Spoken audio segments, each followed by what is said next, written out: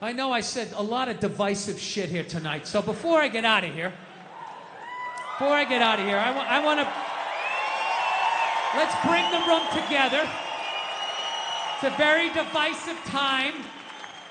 Everyone wants to feel safe. Let's do a nice, normal, mainstream topic so everybody can drive home happy, no fights, all right? Sound good? All right, great. Let's talk abortion. There you go. Everybody has an opinion. It's my body, it's my right. Well, then fucking drive to Arkansas, bitch! Right? Everybody has an opinion. As do I. And I apologize that you're going to have to listen to mine. Because I'm going to tell you right now, I have a really weird take on abortion. I'm going to tell you that right from the get-go, okay? I'm 100% pro-choice. Always have been. Ladies, I said it was weird. For the love of God, stop getting in the trunk of the car. Just wait to the end. You're supposed to vent me first. Woo! Fucking feet out the sunroof. I said I had a weird take. Pro-choice always made sense to me because I don't like people telling me what to do. And I was just like, it's your body. Who the fuck am I to tell you what to do with your body? So that always made sense, all right? However, I still think you're killing a baby. See?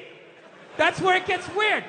Like, I sit on the fence and the whole thing makes sense to me. Whatever anybody's saying, like, don't tell me what to do. It's my body, my choice. That's right, man. She's right. Leave her the hell alone. Oh, you're killing a baby. Well, I mean, there is that. You know? I mean, you know, if we're going to be honest, that is the whole purpose of the procedure. You know, you're not going in there because you got an earache. You're going in there because you're like, I got a baby in me, get the fuck out of here. Right?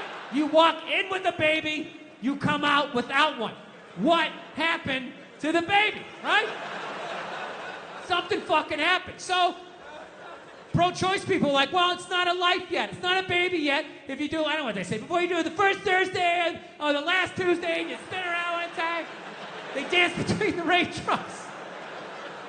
It's not a baby yet. That's what they say, which may or may not be true. I don't know. I'm not a doctor, but I'll tell you, my gut tells me that doesn't make sense.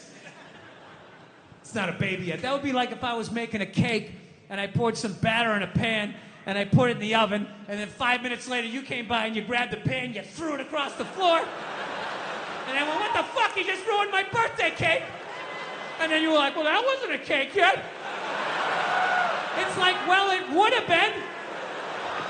If you didn't do what you just did, there would have been a cake in 50 minutes.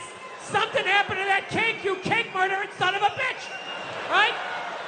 Now, before all you pro-life people get excited, I think it's great you're killing your babies. It's fantastic. Help Mother Nature out. There's too many of us. It's been 130 degrees out. Animals are going extinct. There's plastic in the fucking ocean. We don't need any more fucking people. And especially, you know, if you're honest with yourself, have you done anything great with your life? Is the person you're banging doing anything great? The answer to both of those questions is no. What are the odds you're going to make a great person? I'm not saying you're going to make a bad person. You're just going to make another person that doesn't go when the light turns green because they're staring at their fucking phone. All right, I'm out of time. You guys were awesome. Thank you so much. Thank you, thank you. This was amazing. Mom, open a window. Mom, what did you see in that? Fucking lunatic, right? It was absolute fucking lunacy. And not just my house. I love my parents, but it was just the time. Like, everybody was fucking crazy. You were afraid, and people could put their hands on you, and other people's dads could hit you, and then you come home, oh, what the fuck did you do? I'll fucking hit you first, just nuts. Teachers would grab you, dig their nails into your fucking neck, she'd come home, well, she wouldn't have done that unless something fucking happened, right? It was all of that shit. Yeah, me and my siblings, we all beat the shit out of each other, you know? And then we all teased the dog, and the dog bit all of us, and we never got rid of the dog. One time the dog bit me in the face.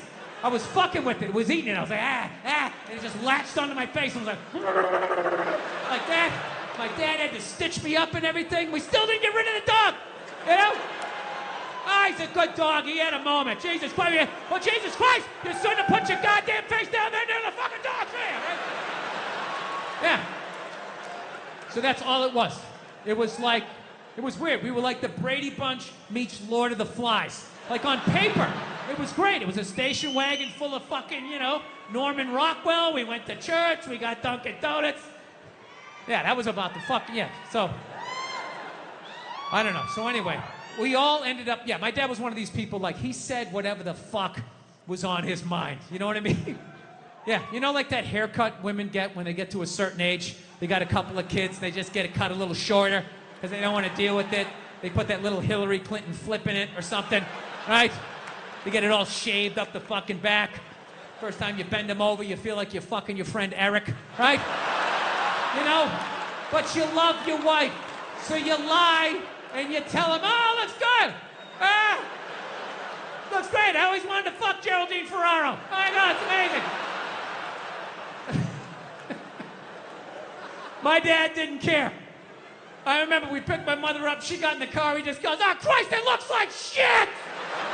Jesus Christ, what the fuck did they do to you? Oh, for Christ's sake, you look like a fucking man! My mom's just sitting there like, ah! And we're in the back seat like, all right, this is what a functional relationship looks like. Woo! Yeah.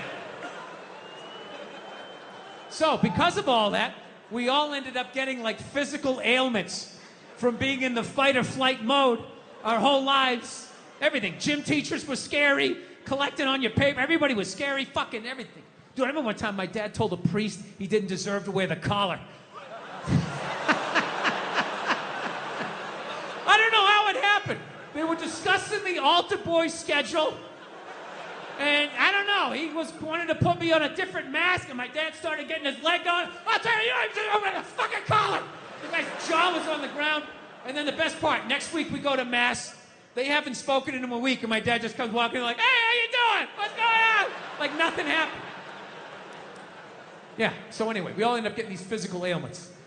Like one of my siblings has stomach problems. Another one has just this pain that won't go away in his back. I remember I had like alopecia in like the third grade. Third grade, I literally had like clumps of hair falling out like I was working on Wall Street, you know? Then I was just sitting there like, did I pick up all the toys? Did I do the dishes? He's gonna find something. He always finds something. Fuck, what do I do? I gotta kill him. I should kill him, that's what I should do. When he's sleeping at night, I'll take an extension cord, I'll wrap it around, put my fucking foot on his back. Billy seems to lack the focus in class that he needs. He's not working up to his ability, right? Yeah, so anyway, so I took these fucking money, other than the fact that you guys are just into destroying each other. No, now it's gonna get quiet. I see all that sneaky shit you do. Ladies, if you could just support the WNBA the way you support a fat chick that's proud of her body and is no longer a threat to you, you know? That league would be doing better numbers than the NBA. Oh my God. That's one of the saddest things I've ever seen. Oh my God, you're a goddess. You're gorgeous. You look great in that bikini. I would kill myself if I looked like that. Keep eating, keep eating. Lose a toe, you fat bitch. It's just... You saw an alcoholic where you'd be like, oh my God, look at you. You're face down, passed out. Your kids are crying. You're a hero. You're a god. Keep doing what you're doing. You'd be like, dude, you need to get your fucking shit together. Get off the sauce.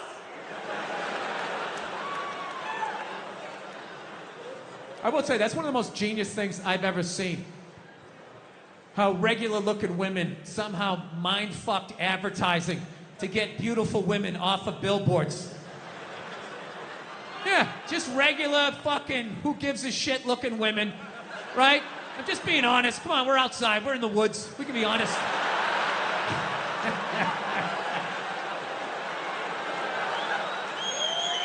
Just regular, who gives a fuck? Can't remember a name looking women, right? Well, looking at these goddesses, and they had to fucking be the. How am I supposed to compete with that? You can't! How fucking arrogant are you? I don't see Brad Pitt when he takes his shirt off in a movie and, oh, great, how am I supposed to compete with that? I can't. I am an ugly, bald, orange man. I need to write jokes. I gotta put a lampshade on my head. I know what my role is, okay? I should be on the ground gazing up at people better looking than me. I don't know, ladies. This is supposed to be like an inspirational talk. I don't know if it's coming through this way. I'm trying to say, if you really if you get through all the misdirected anger of my childhood, I'm trying to say, you're smarter than we are, and there's more of you. I don't know. I don't know what to tell you. I'm trying to be, trying to be a better person during all of this shit. You know, what about all the horrible women in history? You can't just go after the men. That would be sexist. And this is what they don't want. You know? I mean, what about Coco Chanel? Great example. Coco Chanel, widely considered a feminist icon. She started her own purse factory, right? The 19-teens or 20s, whatever the hell she did. I can't imagine the sexism that she had to deal with, you know? An amazing accomplishment, hats off to her, right? However, she was also a Nazi sympathizer. Yeah, that's like half her fucking Wikipedia page. Just sitting there, waiting for someone to read it. Right out in the open, nothing. So evidently what happened was, in World War II, old Adolf came rolling into town, okay, with his tanks with the Porsche engines in them, took over the town in like fucking 90 minutes. She freaked out. She closes up her shop, right? Figured out where all the head Nazis were staying, what hotel. She moved in there, and she started a relationship with one of the Nazis. Yeah, she started fucking a Nazi. You ever see those Holocaust videos? Huh, with those piles of kid shoes? Yeah, she was sucking the dick that did that. Now, just to refresh my memory, what did Sean Connery do again? Oh, you know, every once in a while you give him a little slap. That's what he did. She's sitting there like, hey, Adolf, what's going on?